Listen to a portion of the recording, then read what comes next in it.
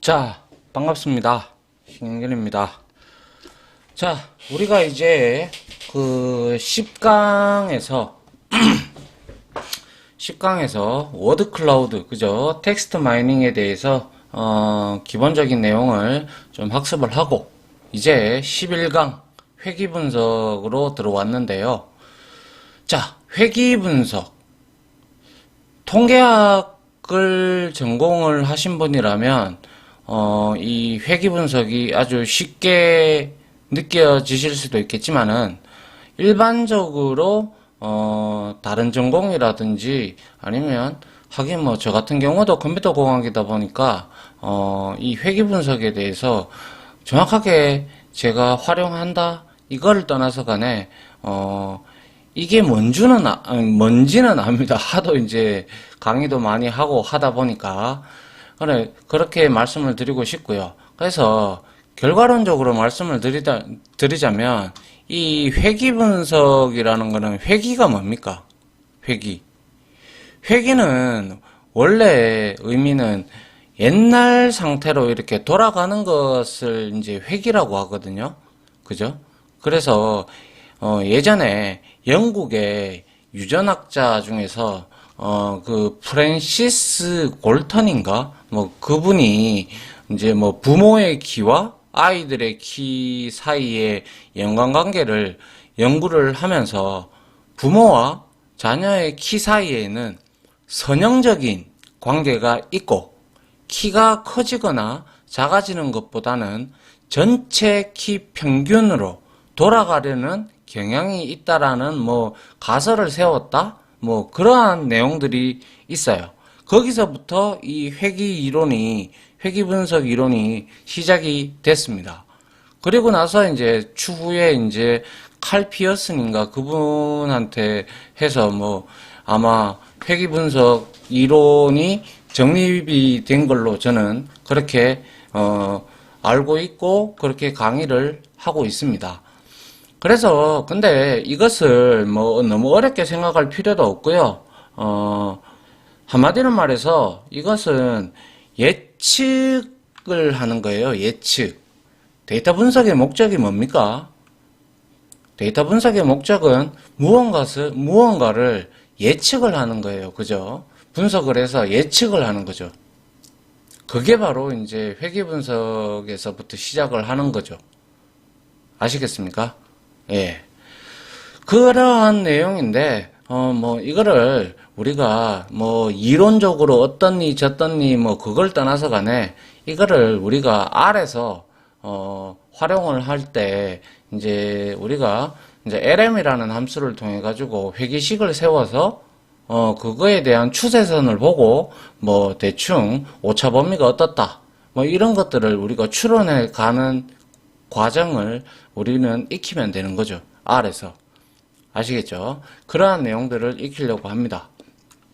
어렵게 생각하실 필요는 절대 없다. 자, 한번 보죠. 다음 내용을. 자, 다음 내용을 이제 한번 그래서 이제 단순 선형 회귀 분석이 있고요. 다중 선형 회귀 분석도 있고, 뭐 로지스틱 회귀 분석도 있는데요. 뭐 일단은 우리 요 한 3개 정도만 살펴보면 충분히 우리가 이 R에서 충분히 이용을 할 수가 있습니다. 그러니까 별로 어렵지 않으니까 너무 부담을 갖지 않도록 여러분들이 그렇게 생각을 하시면 될 것 같아요. 한번 보도록 하죠. 자, 회귀 분석에 관련된 용어부터 조금 살펴볼 필요는 있겠죠. 자, 예를 들어서 만약에 내일 주식시장에서 어떠한 종목이 상한가를 갈 것 같아요. 그죠? 상한가를 갈 것 같아. 그러면 그걸 안다면 저 이 일 안 해도 되죠. 왜? 지금 가지고 있는 돈으로 거기에 몰빵하면 뭐 하루에 30%씩 먹으니까 그죠? 굳이 뭐 이 일을 안 해도 되죠. 놀고 먹어도 되죠. 근데 어디까지나 모든 데이터들은 오차가 있고 정확하게 아무리 예측값을 한다고 해도 주식시장은 그렇게 만만한 게 아니죠. 그죠? 그래서 한번 보도록 합니다. 자, 증권회사에서 증권회사에서는 미래의 주식 시세를 예측하기 위해서 많은 연구들을 하죠. 많은 연구들을 하는데 결과론적으로 맞는 건 없죠. 거의. 우리가 주식 용어 중에 뉴스 나오면 팔아라 뭐 이런 것들도 있고요. 아무튼 여러 가지 용어들이 많습니다. 그래서 뭐 누구는 상장 폐지도 당해보고 뭐 누구는 한강에 가네 뭐 이런 소리도 하고 그럽니다. 돈을 많이 잃었으니까요. 제 주위에도 주식을 많이 하시는 분들이 있는데 뭐 떼돈을 벌었다. 뭐 운이 좋아서 상한가를 한번 갔을지언정은 모르겠지만 뭐 떼돈을 벌었다라고 들어본 사람은 단 한 명도 없습니다. 그게 개미의 현실이니까요. 그죠? 자, 아무튼 그 뭐 우스갯소리로 한 얘기고요.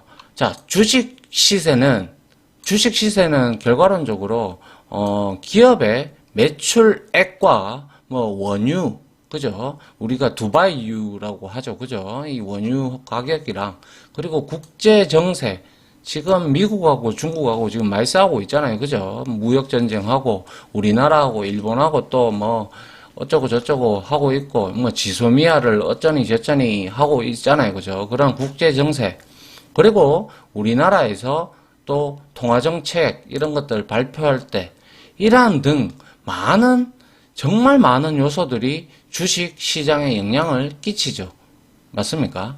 뭐 리만 브라더스 뭐 사태 때나 뭐 이럴 때 그죠? 완전 주식이 막 곤두박질 치고 난리를 났어요. 그죠? 물론 저는 주식을 크게는 하지 않습니다만은 뭐 아무튼 조금은 하죠. 저도. 아무튼 이렇게 매우 많은 요인들에 의해서 영향을 받습니다. 주식 시세는. 맞죠? 그래서 이거를 왜 가져왔냐면 이걸 가져오면 여러분들 이해가 쉬울 것 같아서요. 그래서 독립변수라고 해서 independent variable 해서 독립변수라는 거는 뭐냐면 주식 시세에 영향을 미치는 요인들, 방금 봤던 기업의 매출액이나 원유, 그리고 국제정세, 정부정책 이런 것들이 독립적인 거죠. 이거는 맞잖아요. 하나하나가 개별적인 거, 독립적인 거예요. 맞습니까? 독립적인 거고 근데 이걸로 인하여 주식이 증권시장이 영향을 받죠. 그래서 그거를 우리는 종속변수라고 합니다. 그래서 독립변수의 영향에 따라 값이 결정되는 주식시세. 그러니까 이러한 기업의 매출액이나 원유 이런 것 등에 따라서 주식 시세가 결정이 되듯이 그게 바로 이거에 따라서 종속적으로 변한다고 해서 dependent variable이라고 해서 이것을 종속 변수라고 이렇게 우리는 부릅니다. 그래서 이러한 뭐 독립 변수나 종속 변수를 다른 용어로 뭐 각각 뭐 설명 변수라고도 하고 이 설명 변수에 따라서 반응한다고 해서 반응 변수라고도 똑같이 부르기도 합니다. 하지만 통상적으로 뭐라고요? 그죠? 독립 변수와 종속 변수라고 우리가 이렇게 이해를 하면 될 것 같아요. 아시겠죠? 뭐 설명 변수, 반응 변수도 뭐 좋은 말이기는 하나 같은 맥락인데 그것보다는 우리한테는 회귀 이론에서도 독립 변수와 종속 변수 이런 형태로 나오니까 이렇게 우리가 보자 이 뜻입니다. 아시겠죠?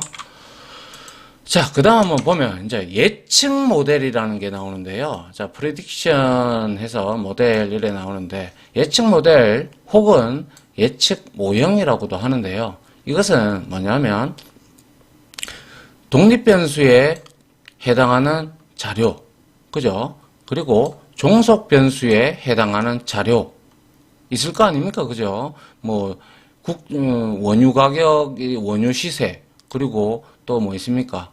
아까 전에 말했으면 통화정책 이런 것들 그리고 뭐죠? 기억이 안 나네요. 아무튼 그거 하고 그리고 이제 주식 이제 우리 포인트 시세 그런 것들을 이제 우리가 자료를 모아둘 수가 있잖아요. 그죠? 모아가지고 그 두 개의 관계를 분석을 하고 이를 예측에 사용할 수 있는 통계적 방법으로 정리한 것을 우리는 예측 모델이라고 해요. 그러니까 독립변수하고 종속변수에 대한 일반적인 로 데이터들을 모아놓고 그 관계를 분석하고 이를 예측할 수 있도록 통계적인 방법으로 정리를 해놓은 것을 예측 모델 혹은 예측 모형이라고 합니다. 아시겠죠? 자, 그 다음에 회귀 분석이라고 나오죠. 자, 이거는 이제 우리가 리그레이션 애널리시스라고 이제 우리가 얘기를 하는데 회귀 이론을 기초로 해서 독립변수, 그죠? 설명변수가 종속변수, 반응변수에 미치는 영향을 파악해서 예측 모델을 도출하는 통계적인 방법 중에 하나가 되겠습니다. 알겠죠? 회귀 분석이 그거에 이제 예측 모델을 도출하는 방법이에요. 이 독립변수하고 종속변수를 가지고요. 아시겠죠? 회귀 분석은 여러 가지 종류가 많아요.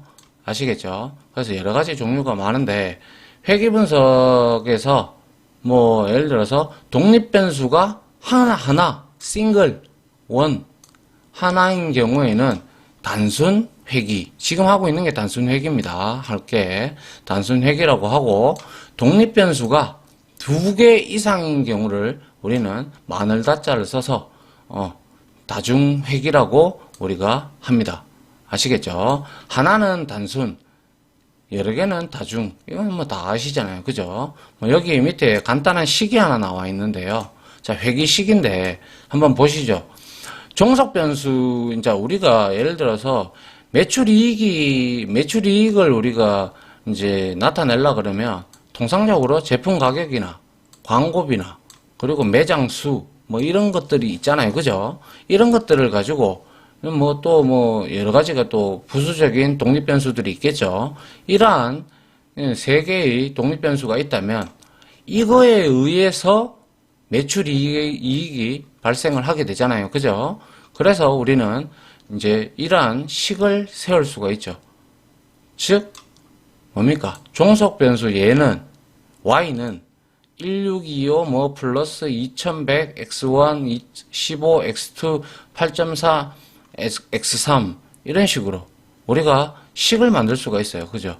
그래서 통상적으로 우리가 회귀식을 이제 우리가 만들 때 이렇게 많이 합니다. 이렇게 하고 w 하고 x 하고 플러스 b 이렇게 합니다.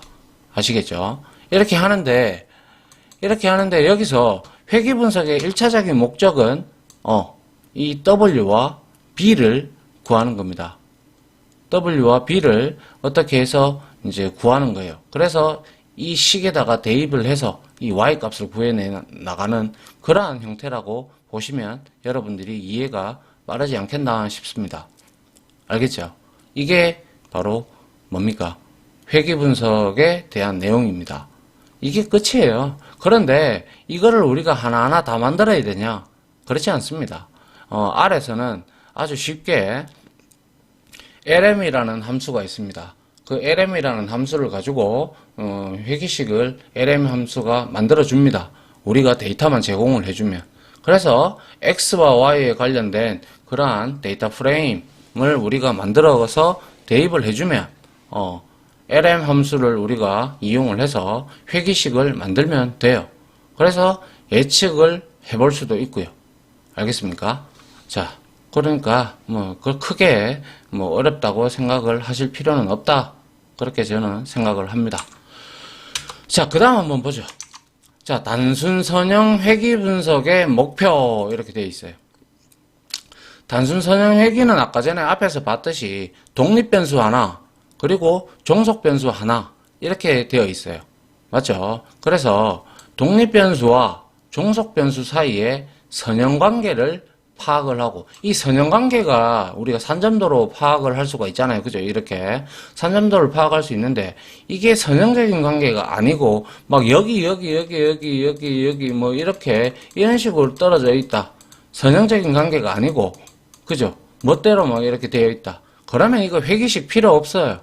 이거는 선형적인 관계가 아니기 때문에 회귀식 자체가 의미가 없습니다.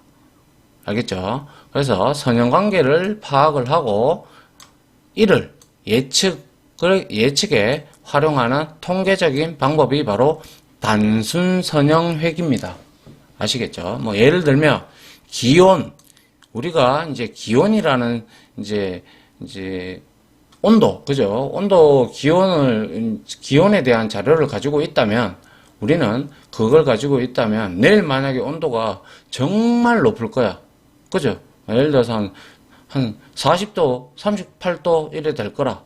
그렇게 생각한다면, 우리는 아이스크림 막, 대량으로 막 생산해서 팔면 되겠죠. 그럼 잘 팔리겠죠. 그죠? 그런데 그거는 아무도 모르는 거죠. 그냥 예측만 할 뿐이죠. 맞죠? 그래서 기온 자료를 가지고 아이스크림을 이제 판매량을 예측하는 문제가 이제 어떻게 보면 하나의 독립 변수와 그리고 종속 변수가 이렇게 오는 거죠. 이렇게 되면 단순 선형 회귀가 되는 거죠.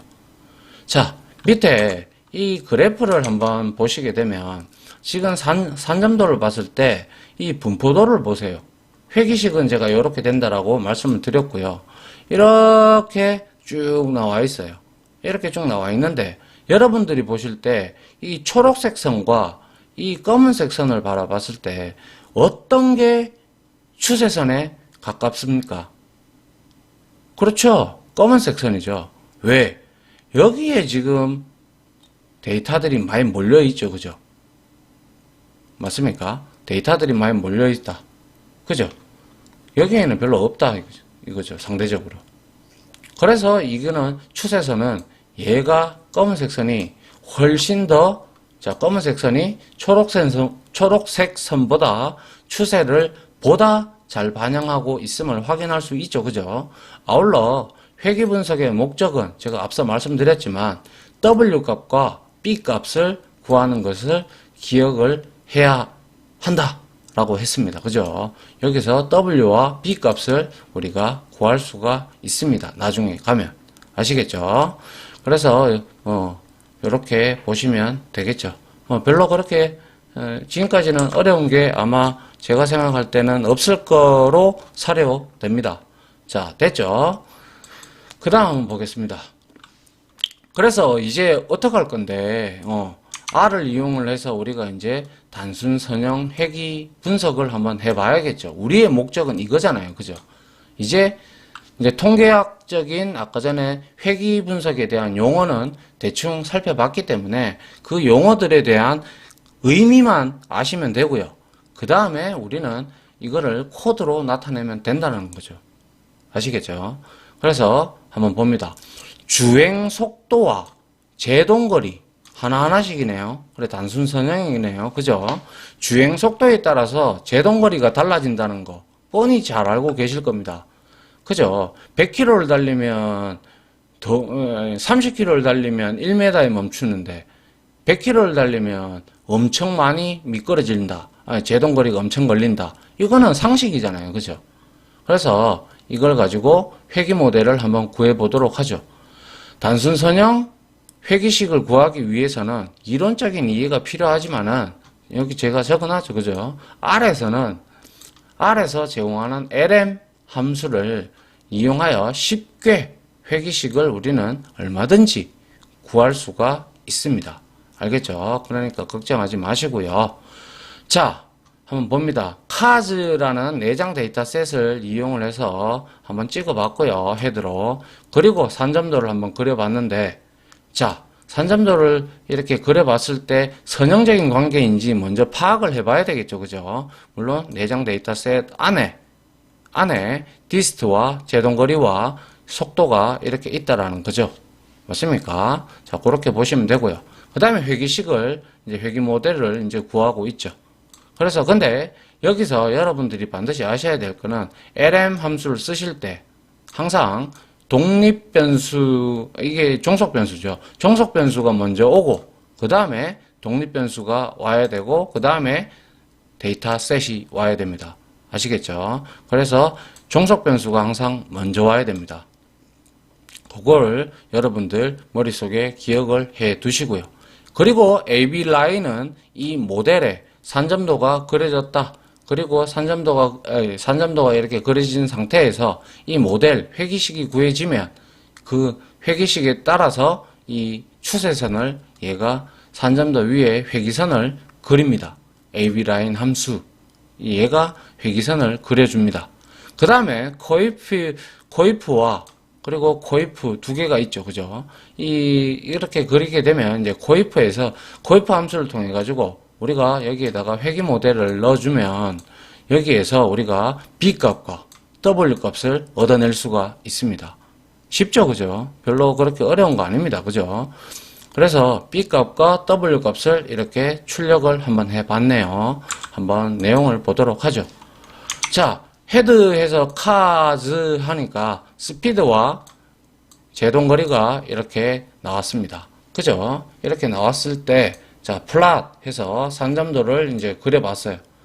보니까, 선형적인 관계가 맞네요. 그죠? 선형적인 관계가 이루어지고 있어요. 그러면 이거는 회기식 도출하면 됩니다. 아시겠죠? 만약에, 제가 그래서 앞에서 말씀드렸죠. 산점도에서 만약에 선형관계가 분명하지 않으면, 그러니까 막 여기 다 있다고 치면, 그러면 이게 선형관계가 아니잖아요. 그죠? 선형관계가 분명하지 않으면 회기식을 구하는 의미 자체가 없어요. 왜? 추세선을 보고, 우리가 회기선을 보고, 우리가 예측을 하는데, 예측값을 봐야 되는데, 이거는 뭐 멋대로 이렇게 돼 있으면 회기식 자체를 구할 필요가 없다 이 말이죠. 이해하시겠죠? 그죠? 자, 그 다음에 한번 볼까요? 자, 그 다음에 이제 보면, 이제 모델, LM을 통해 가지고 이제 구하고 있어요. 회기 모델을. 그리고 나서 모델을 찍어 보니까, 자, 콜 해서 LM, 포뮬라, 이렇게, 이제 공식이 이렇게, 이제 포뮬라라는 매개 변수에다가 이렇게 우리가 종속 변수를 먼저 넣고, 그 다음에 독립 변수를 넣어준다라고 말씀을 드렸어요. 그리고 데이터셋은 이거다. 그죠? 그리고 여기서 가장 중요한 게 요건데요. 요게 뭡니까 이게? 코에피시언트라고 되어 있죠. 그죠? 그래서 여기에서 말하는데 여기서 인터셉트 아래에 있는 이 10-17.579 있죠. 그죠? 17.579가 바로 B 값입니다. B. 우리가 아까 전에 제가 이거 했잖아요. 이거 뭡니까? Y는 W 뭡니까? X 플러스 B 이렇게 했잖아요. 이렇게 했을 때 여기에 B 값이 바로 인터셉트 밑에 있는 게 바로 B 값입니다. 아시겠죠? 그리고 이 스피드가 바로 W입니다. 스피드가. 아시겠죠? 그러면 결과론적으로 회기식을 도출하면 어떻게 됩니까? 여기 있네요. 그죠? 디스트, 제동거리는 자 3.932 곱하기 스피드가 되겠죠. 그죠? X가 스피드니까 얘가 독립변수니까 종속변수고 그죠? 그래서 곱하기 마이너스 17.579가 되는 거죠. 이게 바로 회기 모델식이죠. 회기식이죠. 맞습니까? 다시 한 번 더 언급하겠습니다. 여기서 모델의 내용을 출력했을 때 코에피션트 내용이 상당히 중요한데 인터셉트 하단에 있는 마이너스 17.579가 회기식에서 B 값에 해당이 되며 그리고 스피드 하단에 있는 값이 3.932가 뭐라고요? W 값에 해당한다 하여 이것을 회기 모델식으로 나타내면 자, 디스트는 3.932 곱하기 스피드 마이너스 17.579가 되는 거예요. 이게 종속 변수고 이게 독립 변수죠. 아시겠죠? 그리고 밑에 내용은 제가 이미 설명을 했습니다. 디스트, 스피드 이래 되어 있는데 회기 모델에서 독립 변수와 종속 변수를 지정하는 것으로 이제 우리 말 했다 그죠? 앞에서 자 물결 표시를 기준으로 해서 종속 변수가 먼저 와야 된다라고 분명 말씀드렸습니다. 그죠? 종속 변수가 오고 그 다음에 독립 변수 순으로 지정을 해야 된다. 순서가 바뀌면 안 된다. 이렇게 제가 말씀을 드렸고, 칸은 당연히 사용할 데이터셋이고, 여기에 우리가 독립변수와 종속변수는 반드시 이 데이터셋에 들어있는 변수여야 한다. 열이여야 한다. 컬럼이어야 한다. 이 뜻입니다. 됐나요? 자, 그렇게 하면 여러분들이 회귀 분석을 기본적으로 이렇게 보시면 된다라는 겁니다. 아시겠죠? 그 다음 볼게요. 그래서 이제 이렇게 회귀식을 차트를 한번 그려본 거고요. 이 AB 라인을 하게 되면 이렇게 요 추세선이, 회귀선이 생깁니다. 알겠죠? AB 라인 하면, 자, 계산을 해가지고 말이죠. 이 모델 요거 때문에. 그죠? 그 다음에 코이프 출력을 했네요. 코이프 함수를 통해 가지고 출력을 하니까, 인터셉트 밑에는 B값, 그리고 스피드는 밑에는 W값. 맞죠? 그렇게 제가 설명을 드렸습니다. 자, 그 다음 한번 볼까요? 그 다음, 이제 주행 속도에 따라서 제동거리를 구하는데요. 자, 지금 한번 보죠. B 값을 얻어내고 있고요. 그죠? 그 다음에 W 값을 얻어내고 있어요. 그리고 나서 스피드를 30으로 줬어요. 30으로 주고, 디스트. 자, 종속변수에다가 이제 값을 대입을 하는데, 자, W, 뭡니까? W 값을 곱하고, 그리고 이게 X 값이 되잖아요. 독립변수. 그래서 30을 곱하고, 그리고 플러스 B 했어요. 이게 B가 아까 마이너스 17점 얼마였죠. 그죠? 얘는 또 이제 35, 얘는 40, 이렇게 나왔어요. 이렇게 넣었어요. 그래서 결과를 한번 보자고요. 종속변수의 값들을 이렇게 찍었네요. 그죠? 종속변수 값을 찍었으니까 한번 보게 되면 결과는 어떻게 됐어요? 스피드 30일 때 뭡니까? 제동거리는 100.3932. 그죠? 30인데 무슨 100m일 리는 없고요. 제가 볼 때는 이건 센치 단위인 것 같아요. 아니면 인치 단위든지 여튼 한 1m 정도가 걸린다고 보고, 그리고 35를 줬을 때는 120, 그리고 40을 줬을 때는 139더라 이거죠. 이거는 지금 뭐예요? 이 회귀식을 통해 가지고 계산이 되어진 실제 값입니다. 그죠? 예측 값이겠죠. 예측값. 그죠? 하지만 여기서 여러분들이, 제가 여기 좀 중요한 거라서 한번 적어놨는데요. 여기서 구한 단순 선형 회귀식을 예측할 때 반드시 기억해야 되는 것이 있는데, 바로 실제값과 오차가 존재한다는 거예요. 분명히 오차가 있어요. 그래서 회귀선과 떨어진 거리가 바로 실제값과의 오차값인 것이다. 자, 회귀식이, 어차피 이 회귀식이라는 것은 오차를 최소화해가지고 예측을 하는 거잖아요. 그죠? 근데 회귀식이 오차를 최소화하는 식이긴 하지만 분명 오차가 없을 수는 없어요. 무조건 생겨요. 그럴 것 같았으면 이거 다 이용해서 다 맞추게 해요. 안 그렇습니까? 하여 우리는 반드시 오차가 있을 수 있는 예측값이라는 사실을 기억을 하고, 이렇게 만약에 여러분들이 분석을 하게 되면 예측값이라는 걸 반드시 기억을 하고 실제 업무에 활용을 해야 될 거예요. 아, 대충 이렇게 될 겁니다. 예측이 이렇게 됩니다. 이렇게 되는 거예요. 근데 실제 값은 다르죠. 다를 수가 있죠. 오차 범위가 있으니까. 그죠? 그렇게 여러분들이 기억을 해 주십사 합니다. 그래서 여기에 보시면 이게 지금 회귀선이에요. 그죠? 회귀선인데 여기에 지금 전부 다 오차가 생겼죠. 다 오차가 있네요.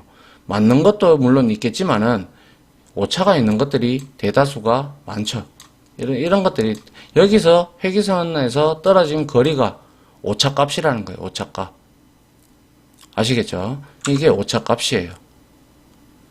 그러면 이 오차값을 우리가 어떻게 할 건데, 이제 그 오차 범위를 서서히 우리가 차이를 내면서, 차이 얼마 정도 오차가 나오는지 차이를 보면서 여러분들이 서서히 이제 회기식을 아니, 회기식이 아니라 그 데이터 값들을 조금씩 변화시켜 나가든지 아니면 몇 프로 정도 맞게끔 여러분들이 이렇게 점진적으로 데이터를 쌓아 나가야 된다는 거죠. 아시겠죠? 예. 그래서 이제 예상 제동거리가 있고 실제 제동거리가 있고 그리고 그 두 개 사이를 빼면 오차가 되죠. 맞습니까? 그래서 한번 봅니다. 스피드에다가 주행 속도를 일단 다 넣었어요. 주행 속도를 다 넣고, 자, 얘는 뭡니까? 실제 값이에요. 그죠? 그래서 여기에다가 곱했어요. 스피드 값을 계속 곱하면 여기에 프리드를 찍으면 얘는 예측 값이 될 거잖아요. 그죠? 예측 값이 나옵니다. 예측 값을 다 찍었을 거예요. 몇 개가 되는지 모르겠지만, 그리고 난 후에 데이터 프레임 해서 만들었어요. 뭡니까? 프리드 예측 값이에요. 그죠? 그 다음에 얘는 뭡니까? 두 번째 이렇게 되어 있으니까 얘가 실제 값일 거예요. 실제 값이 되고요. 두 번째 열이 실제 값이 되고, 그리고 예측 값에서 실제 값을 빼면 오차가 나오죠. 이렇게 해서 데이터 프레임을 만들었어요. 데이터 프레임을 만들고, 자, 컬네임즈, 자, 열 이름을 주고 있네요. 그죠? 컴페어에다가 주고 있으면 예상, 실제, 오차 이렇게 나오는데 이 내용을 한번 보도록 하겠습니다. 한번 보면, 자, 예측 값은 지금 마이너스 이래 가지고 보니까 한 50개 정도가 나왔는데요. 이렇게 예상 제동거리는 이만큼 나왔다고 치면 실질적으로 예상은 나는 이렇게 했는데 실제는 2가 나왔다. 10이 나왔다. 4가 나왔다. 22가 나왔다. 이렇게 나왔을 때 오차가 이만큼이나 생겨버렸어요. 맞습니까? 결과론적으로 어떠한 데이터를 가지고 우리가 하느냐에 따라서 약간은 달라질 수는 있겠지만은 일단은 무조건 오차는 생긴다. 그리고 여러분들이 그 회기식을 가지고 세워서 어떠한 예상값을 이렇게 만들어낼 때 실제 값하고는 반드시 차이가 있다.